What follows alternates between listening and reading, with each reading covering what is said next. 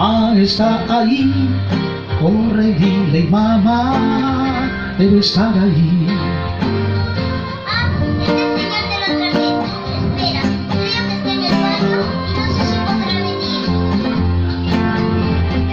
Dile, por favor, dile que es importante que te oiga yo. Oye, ¿le has echado a mi mamá? Ella me dice señas y me dice despacito, dile que no estoy.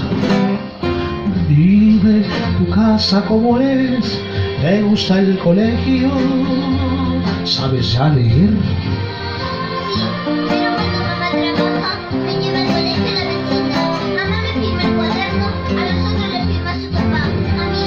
Dile que triste estoy, dile desde hace 6 años que no tienes hoy. No, yo tengo 5 años.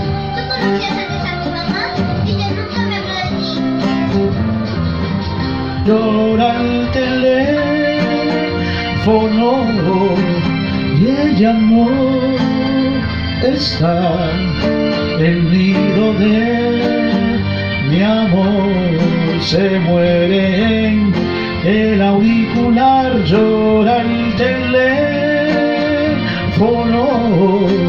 no cuelgues por favor, tan cerca estoy de ti con nuestra voz.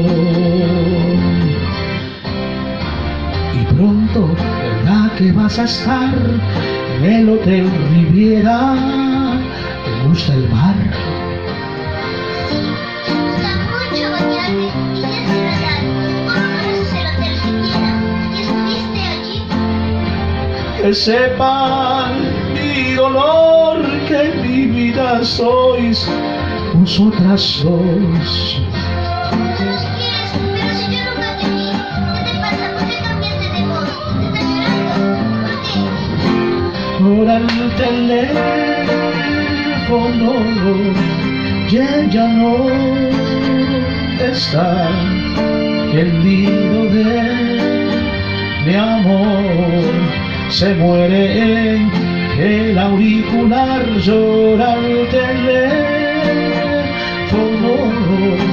no cuelgues por favor, tan cerca estoy de ti con nuestra voz. Oye, escúchame, llora el teléfono por última vez, porque mañana yo me marcharé. Dile que venga, ¿Quién se va? vamos, insiste. ¿Quién se fue? Ella se ha ido, no importa más.